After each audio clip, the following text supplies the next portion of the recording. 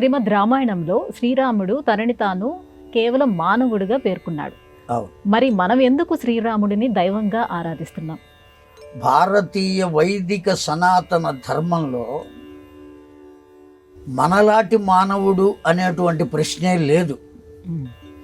ఒక చెట్టుకు కూడా దైవ స్వరూపంతో భావించి అర్చించేటువంటి ధర్మం సనాతన వైదిక ధర్మం.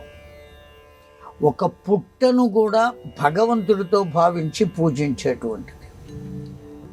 చిట్ట చివరికి విషాన్ని కక్కేటువంటి సర్పమును కూడా దైవంతో భావించి అర్చించేటువంటి తత్వమే భారతీయ వైదిక సనాతన ధర్మం. ఉన్నతమైనటువంటి ధర్మాన్ని కలిగి ఆ రెండిటిని అనుసరించి తాను అనుసరించిన మార్గాన్ని తరువాతి తరం వాళ్లకు అందించినటువంటి ఒకానొక మహనీయుణ్ణి దైవము అని అంటంలో దోషమేమున్నది? అతనికి గుడి కట్టించడంలో దోషమేమున్నది? నీకు జన్మనిచ్చిన తండ్రి కూడా మనిషే. ఆ మనిషి ఫోటో గోడకు తగిలించి దండ వేస్తున్నామా లేదా? దేనికోసం వేస్తున్నాం? లేడు కదా, కనబట్టం లేదు కదా. ఆ తండ్రికి వేస్తున్నాం కదా. అలాగే రాముణ్ణి కూడా పూజిస్తున్నాం. అతడు ఆచరించినటువంటి ధర్మం అటువంటిది. భగవంతుడు అయినటువంటి వాడు నేనే భగవంతుణ్ణి అని చెప్పుకోకపోయినా అతడిలో ఉండేటువంటి లక్షణాలన్నీ భగవత్ తత్వాలు. ఒక తల్లి ఓ పిల్లవాడిని వెంట పెట్టుకుని వెడుతోంది.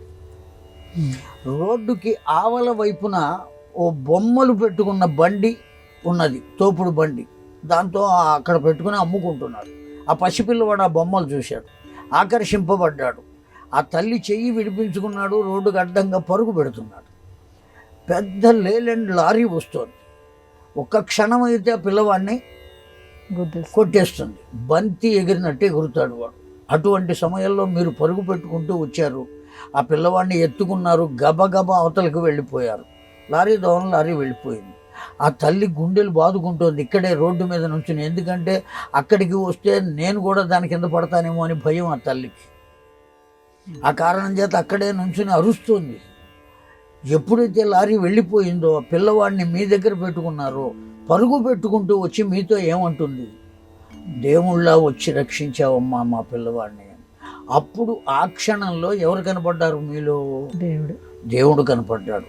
కనుక మనం చేసేటువంటి కర్మయే, మన ప్రవర్తనయే, మన మాటయే, మన చూపుయే మనకు భగవంతుణ్ణి ఆపాదింపచేస్తుంది. వేషం ఎలా ఉన్నా ఆ చూపులో తేడా ఉంటే వాడి పట్ల సరి అయిన భావం కలగదు చూచిన వాడు. మాటలో తేడా ఉంటే అతడి పట్ల సరి అయిన భావం కలగదు. కానీ రాముడు పరిపూర్ణమైనటువంటి మానవుడు. కోన్వస్విన్ సాంప్రతంలోకే అని రామాయణంలో ఆ పిల్లవాడు అడిగినటువంటి ప్రశ్న. ఆ ప్రశ్నకు నారదులు సమాధానం చెప్పారు.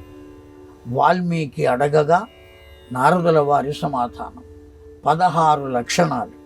ఈ 16 లక్షణాల్లో శ్రేష్టమైన వాడు ఎవరయ్యా అంటే దశరథుని పుత్రుడైనటువంటి రామచంద్రుడు అని నారదుడు నిరాఘాటంగా చెప్పాడు, ఏమాత్రం సందేహం లేకుండా.